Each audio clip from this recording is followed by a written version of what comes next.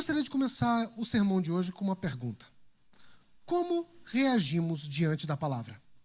Talvez você pense, Gleidson, o sermão fala sobre terrenos, não sobre reações. E aí que está. Não. O sermão ao falar, o texto ao falar, está falando sobre reações. Como nós reagimos diante das Escrituras, como nós reagimos diante da palavra. E a minha pergunta para você essa noite é, como você reage diante da palavra de Deus? Eu sei que muitas vezes no nosso dia, ao acordarmos cedo, nós vamos para o espelho e começamos a ensaiar uma série de conversas que teremos ao longo do dia. Talvez você não faça isso, ou seja, o único que faça isso em casa, de chegar diante do espelho sabendo que haverá um dia, às vezes, daqueles complicados, e eu começo a debater com o espelho, como se eu estivesse argumentando contra o espelho, ouvindo os argumentos do espelho, e engraçado que eu sempre venço o espelho. É uma característica muito boa debater com o espelho, porque você sabe os argumentos que ele vai usar, e você sabe como dobrar os argumentos dele. Muitas vezes nós programamos durante o dia as nossas ações. Concordam com isso? Muitas vezes, antes de sairmos de casa, nós já estabelecemos, eu vou fazer isso, e se me responder assim, eu vou falar assim. Essas são as minhas ações. Eu vou até esse momento, daqui em diante é outra fase. O drama é que a vida não é feita somente de ações. A vida também é feita de reações. E aqui há uma complicação. Você não programa a reação. Muitas vezes as reações, elas dependem daquilo que você ouve, como você ouve e da pressuposição que está dentro do seu coração. O coração do homem é enganoso e a gente pensa que o nosso coração sempre é bom, né? Não, nosso coração muitas vezes reage muito mal. Principalmente com coisas que nós ouvimos, da forma que ouvimos. E isso não é diferente com as Escrituras. Não é diferente com as Escrituras. O texto, ao contrário daquilo que comumente se pensa, não fala sobre terras no sentido de ser explicitamente o coração. Cristo ele não está falando sobre 4 tipos de pessoas diferentes. Se nós pudermos ser aqui muito reducionistas, só existem 2 tipos de pessoa. As que confiam em Deus e as que não confiam em Deus. Ok? Sendo muito reducionista, nós encontraremos isso. Aqueles que são o povo de Deus e aqueles que não são o povo de Deus. Ainda assim, a intenção do texto é apresentar a nós mesmos como seu povo reagindo diante das palavras do Senhor. Nós veremos que Cristo ele sai da sua casa e ele vai contar uma parábola. E o que é uma parábola? Em linhas gerais, uma parábola é uma história contada com efeito de comparação, cujo objetivo é apresentar uma verdade singular. Assim, a compreensão das parábolas pressupõe ouvintes que são capazes de entender o ponto de semelhança entre a imagem e a coisa em si, ou entre as palavras, ou em outras palavras, perceber na história contada o seu significado. Então, Cristo ele vai começar uma parábola muito conhecida para nós, a parábola do semeador. Eu acredito que todos vocês já ouviram ela algumas vezes. E começa o texto assim: o semeador saiu a semear. E ao semear, ele lançou as suas sementes. E algumas partes das sementes caíram à beira do caminho. Na beira do caminho, os pássaros vieram e comeram, porque o solo era extremamente duro e a semente não penetrava. Outra parte das sementes caiu entre o solo rochoso. E ela logo nasceu, mas não tinha raízes suficientes. Então, quando sai o sol, a queima. Uma outra parte caiu entre o solo espinhoso, e os espinhos cresceram e sufocaram a semente. Mas existia um solo, então, um solo bom, uma boa reação, onde a semente caiu. E ali ela produziu frutos a 100, a 60 e a 30 por 1. O que significa isso? 100, 60 e 30 por 1 é o que Jesus está mostrando que uma semente pode dar. A quantidade de frutos que uma semente pode desenvolver. Mas vejam o seguinte, meus amados. Uma curiosidade sobre o modo de plantio que eles estavam estabelecendo é: eles não aravam a terra como nós fazemos hoje, da mesma forma. Hoje, se você vê o sistema agrícola, as pessoas, antes de lançarem sementes, elas passam o arado, certo? Naquele tempo, não. Naquele tempo, eles lançavam a semente. E a semente caía pelos solos. Então, depois podia se encerar. Essa parábola ela aponta a realidade daquele povo. Um grupo de pessoas que estavam diante do verdadeiro semeador, que estava lançando ali as suas sementes. Sim, meus irmãos, sim. O semeador na parábola não somos nós. O semeador na parábola é o próprio Cristo. Ele está lançando a sua semente. Nós, assim como o povo, reagimos a essa palavra. Reagimos a essa semente, aquilo que foi lançado pelo próprio Deus. Veja, por favor, o versículo 10.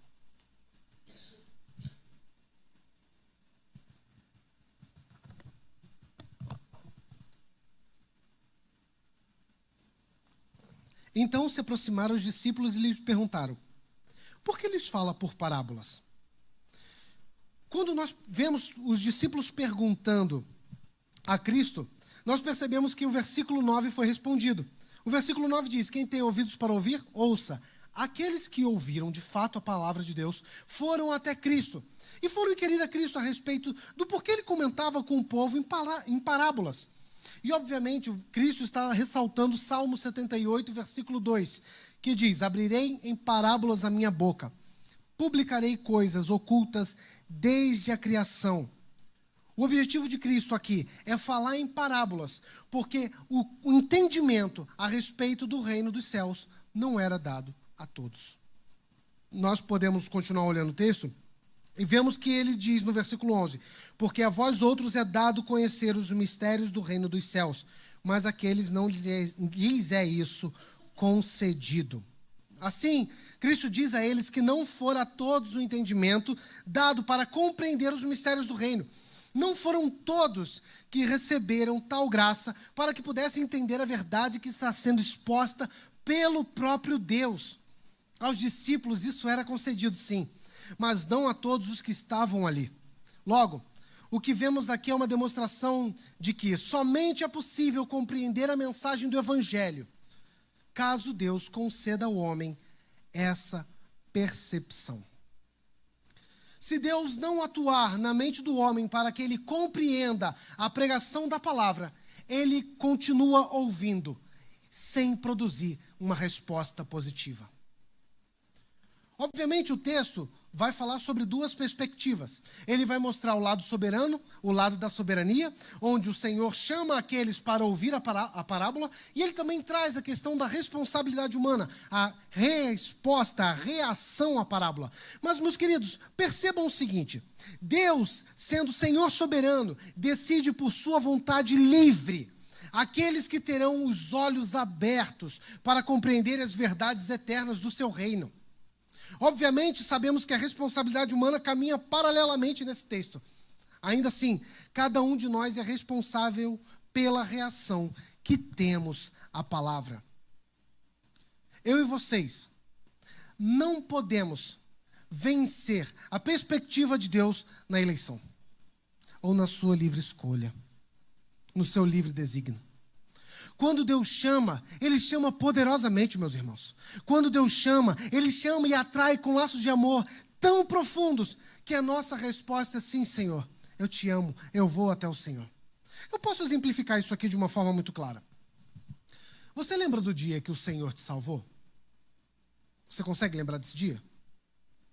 Ah, Gleidson, a minha vida foi um processo, eu fui crescendo cada dia mais nas Escrituras. Ok, mas você lembra do momento onde a sua mente percebeu que realmente Cristo é o Senhor soberano que te salvou, que transformou a sua história? Sim. Nesse exato momento você conseguiria dizer: não, Senhor, não quero o Senhor. É óbvio que não. Sabe por que não? Porque o Senhor, quando nos atrai com a sua graça irresistível, Ele nos chama para o seu reino. E a resposta que nós damos a Ele é: sim, Senhor, eu te amo. Sim, Senhor, me perdoa. Sim, Senhor, eu olho para o Senhor e reconheço quem eu sou. Eu percebo, olhando para o Senhor, a miséria que há em mim, a tragédia que há em mim, o pecado que há em mim. Eu olho para o Senhor e vejo santidade, grandeza, grandiosidade. E vejo a mim mesmo um miserável pecador. Alguém extremamente necessitado de salvação. Alguém extremamente necessitado de graça. Se Cristo não desvendar os nossos olhos e arrancar as escamas dos nossos olhos, nós não podemos compreender a mensagem do Evangelho, não podemos compreender a mensagem da graça. E é isso que Cristo está dizendo para os seus discípulos.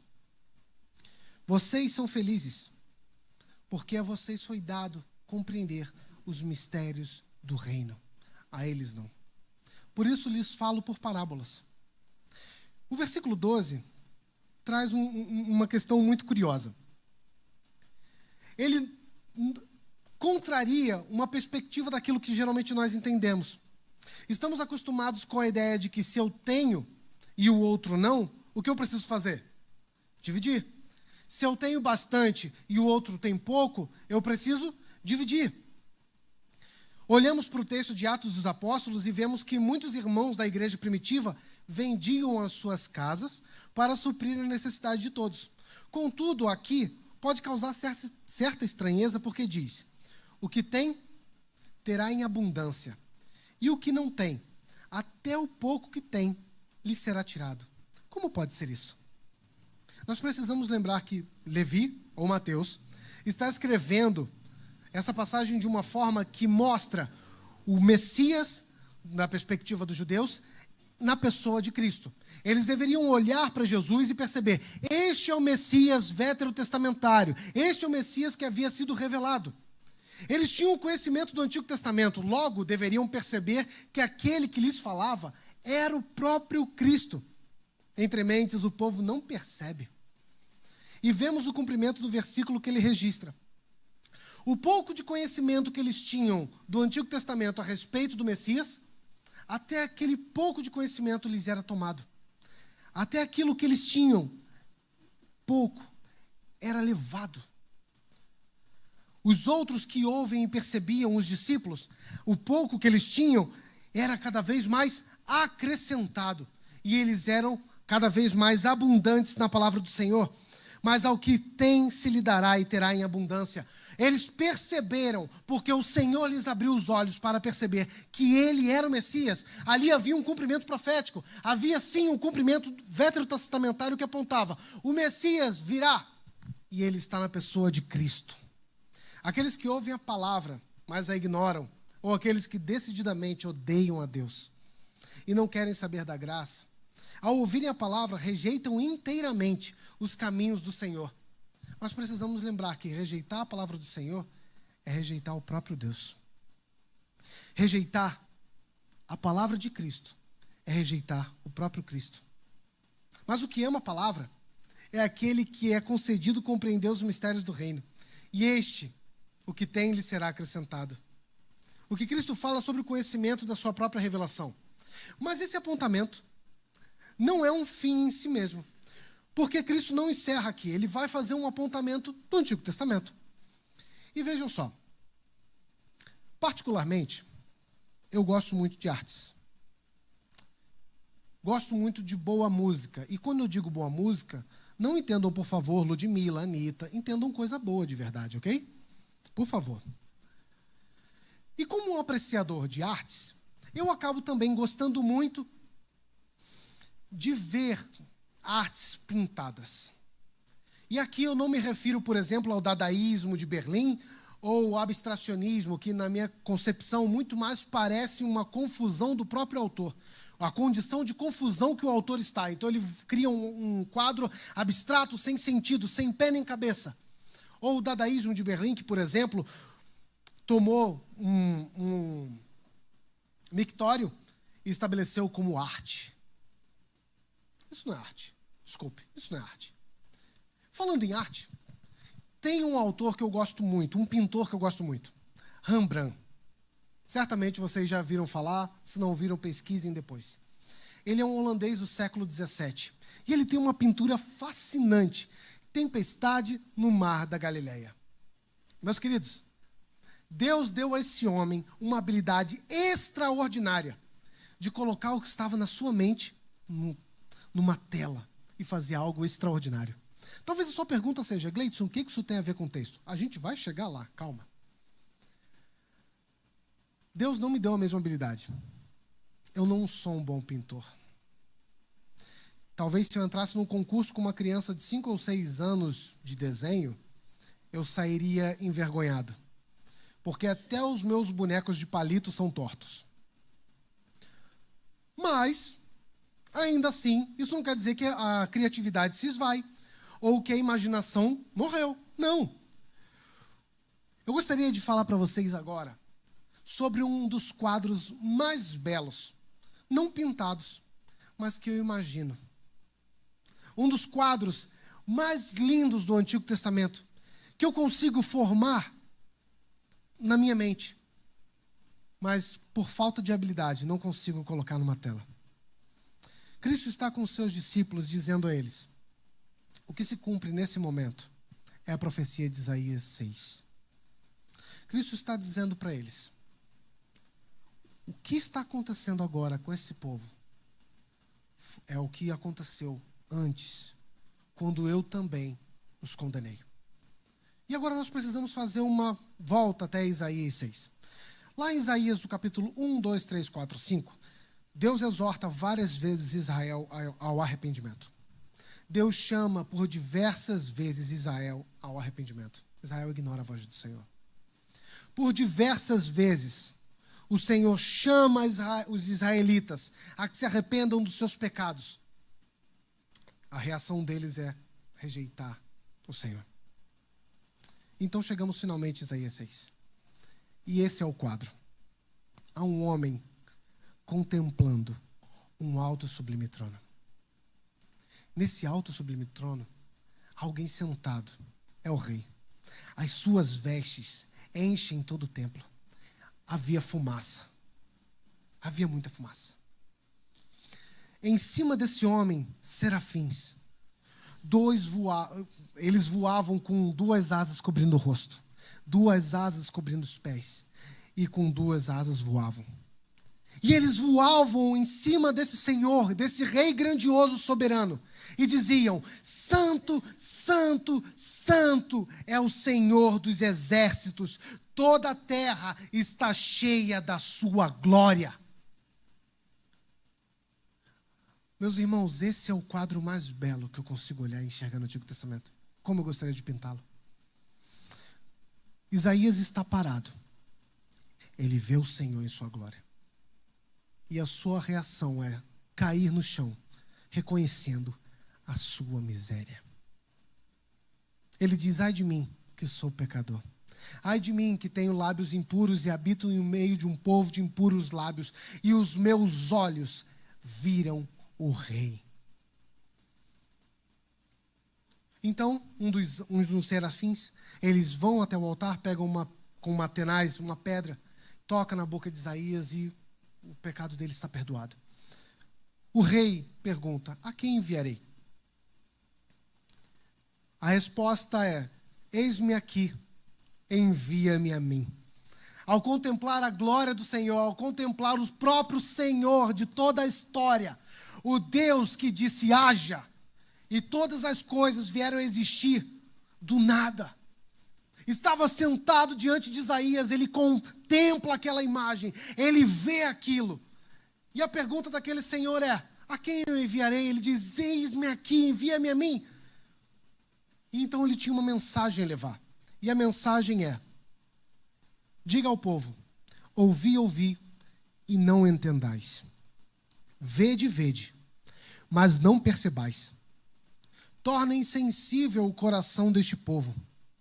Endurece-lhe os ouvidos e fecha os olhos, para que não venha ele a ver com os olhos, a ouvir com os ouvidos e a entender com o coração, e se converta e seja salvo.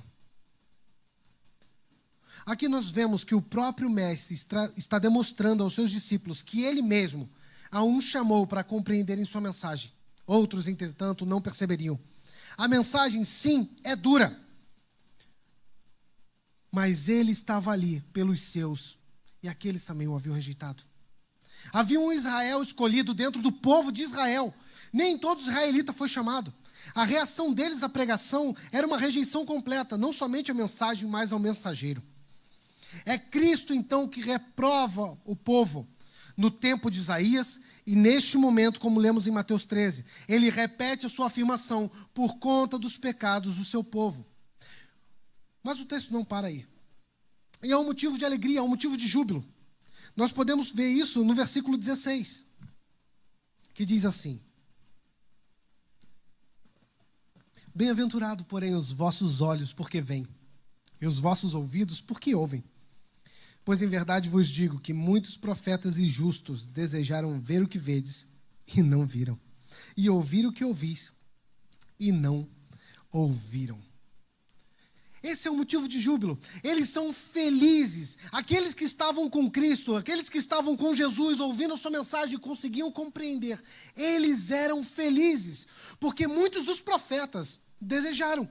Muitos dos profetas queriam ter contemplado ele, ter visto ele, ouvido, e não fizeram, e não tiveram a oportunidade. Eles estavam caminhando, meus queridos, com o Emanuel. Fisicamente e literalmente, eles tinham Deus com eles. Aquele que é o ágio de Deus, o verbo de Deus, o próprio Deus, havia diminuído-se, para que então pudesse, naquele momento, instruí-los quanto à sua palavra. Que homens felizes eram aqueles que viram face a face o nosso Senhor, contemplaram a grandiosidade de Deus, que tocaram em suas mãos e comeram com ele. Não somente os profetas do Antigo Testamento desejavam aquilo, mas nós, enquanto igreja, precisamos desejar isso. Mas para nós há esperança, e também para os profetas do Antigo Testamento, porque há uma promessa: estaremos com ele e viveremos com ele por toda a eternidade. Teremos esse tempo com Cristo. Mas eles eram felizes, eles foram felizes, e o próprio Cristo diz isso a eles. Então ele começa a explicação da parábola. Ele diz, no versículo 19: a todos os que ouvem a palavra do reino e não compreendem, vem o maligno e arrebata o que lhes foi semeado no coração. Este é o que foi semeado à beira do caminho. Todos os que ouvem a palavra do Senhor e reagem ignorando-a, não atendem a ela, ou seja, rejeitam ao Senhor e a sua palavra, vem o maligno e arrebata, e até o pouco que eles tinham lhes é tomado, sendo o cumprimento do versículo 12 que nós já vimos. Neste ponto, Cristo afirma o seguinte: Satanás roubará o pouco entendimento que eles haviam adquirido pela pregação da palavra. É pregar o evangelho a uma pessoa que decididamente odeia e não quer saber dos caminhos do Senhor. Essa é a reação daquela pessoa que reage à beira do caminho. Nós temos também no versículo 20 e 21, o solo rochoso. O que foi semeado em solo rochoso, esse é o caminho que ouve a palavra e a recebe logo com alegria, mas não tem raízes em si mesmo, sendo antes de pouca duração. Ele, chegando a angústia ou a perseguição por causa da palavra, logo se escandaliza. Essa reação ela é demonstrada pela pessoa que emocionalmente olha o evangelho e parece receber até ele com alegria. Ela se alegra e parece que em primeiro momento ela está fielmente entregue à palavra. Contudo, ao vir a perseguição ou a angústia por conta da mesma palavra, ela logo deixa, por não suportar o fardo de carregar a cruz. Quando nós vamos para Mateus 26, do versículo 31 ao 35, nós vemos que após a ceia do Senhor, Cristo chama os seus discípulos e diz, olha, ferirei, o texto bíblico diz, ferirei o pastor e as ovelhas se dispersarão. Por minha causa vocês vão se escandalizar e vocês vão fugir. Pedro, conhecem Pedro? O apóstolo Pedro.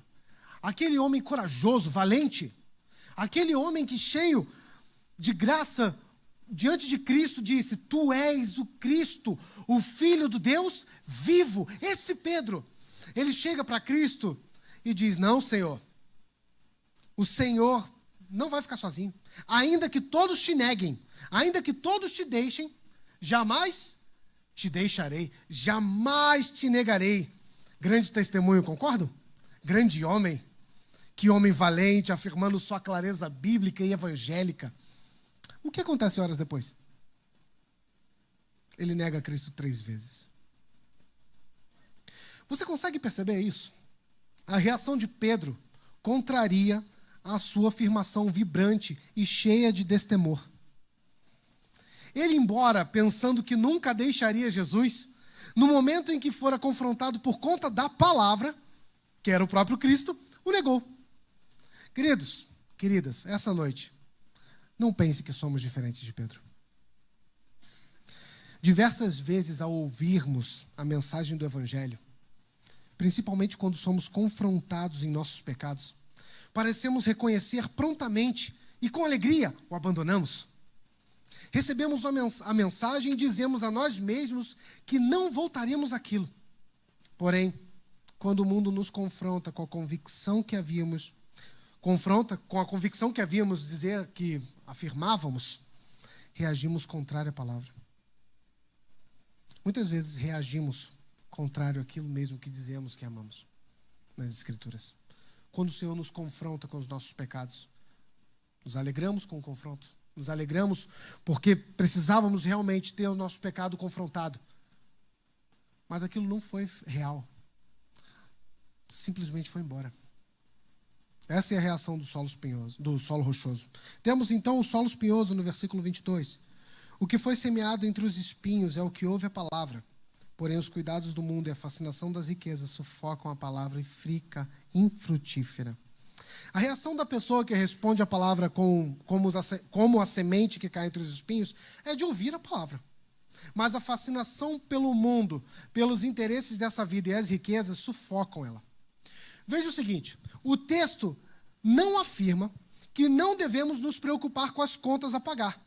E eu não estou dizendo aqui hoje que você não deve se preocupar com as contas, ok? Se você disser isso, eu nego. Eu não estou dizendo que você não tem que se preocupar com as contas que você tem. O texto também não está falando sobre isso. O texto está falando sobre estar fascinado com as riquezas. O objetivo também do texto não é falar sobre criptomoedas ou ações ou tipos de investimentos. A afirmação do texto é que quando essas coisas tomam conta de nós, o que nos foi ensinado é sufocado. Deixamos assim de confiar no cuidado do Senhor e na certeza de que Ele provê em nossas necessidades. E lutamos com a força das nossas mãos. Daí viemos e vivemos ansiedades desesperadoras. Porque perdemos a esperança e a segurança do cuidado do Senhor. Porque a promessa de Deus na sua própria palavra, por conta da nossa reação, foi sufocada. E no versículo 23 nós temos a boa terra. Mas o que foi semeado em boa terra é o que ouve a palavra e a compreende. Este frutifica e produz a 100, a 60 e a 30 por um. A boa terra realmente e finalmente é a reação adequada à pregação da palavra. É a reação que ouve e compreende a palavra de fato. A semente da palavra penetra em seu coração e frutifica a 30, a 60 e a 100. Essa reação não diz coisas como, está ouvindo, meu irmão? Ou coisas como, fulano tinha que estar aqui hoje para ouvir essa mensagem. Era certinha para ele. Não. Reações como essa acontecem quando há o desejo pela palavra do Senhor, um anseio por uma vida piedosa, a busca intencional pelos meios de graça. Amamos mais o Senhor Jesus quanto mais o conhecemos. E verdadeiramente conhecemos a Cristo por meio da revelação nas Escrituras. Perceba o seguinte. Em nossa vida, reagiremos de modos diversos à palavra. Algumas vezes teremos nosso coração sufocado pelas riquezas do mundo. Outras vezes podemos nos encontrar ansiosos pelo término do sermão e o lanche que nos espera na casa dos amigos. Ainda assim, o Senhor nos chama a irmos a Ele com o coração rendido, desarmado das reações que roubam sua glória, para que pelos meios de graça possamos ser aperfeiçoados em seu poder. Craig Blomberg diz o seguinte: o desejo do Senhor é que nossas reações caminhem no sentido de dar frutos. Nossa atenção à palavra e nossa rendição a ela demonstrará as reações que temos tido diante da palavra que foi semeada. Sabemos que existem reações em nós mesmos que são como solo rochoso. Sabemos que existem reações em nós mesmos que são como solo espinhoso. Ainda assim, meus amados e amadas, o Senhor, por meio da sua palavra que concede vida e salvação, nos chama para que frutifiquemos. Se não temos dado fruto, Que esse dia sirva para uma séria análise de nossa vida e nos arrependamos aos pés da cruz. E aqueles que vivem diante da palavra, mas reagem como o sol à beira do caminho, que não querem saber do Senhor, hoje pode ser a oportunidade que Cristo te chama. Arrependa-se do seu pecado e confesse que somente Cristo é o Senhor.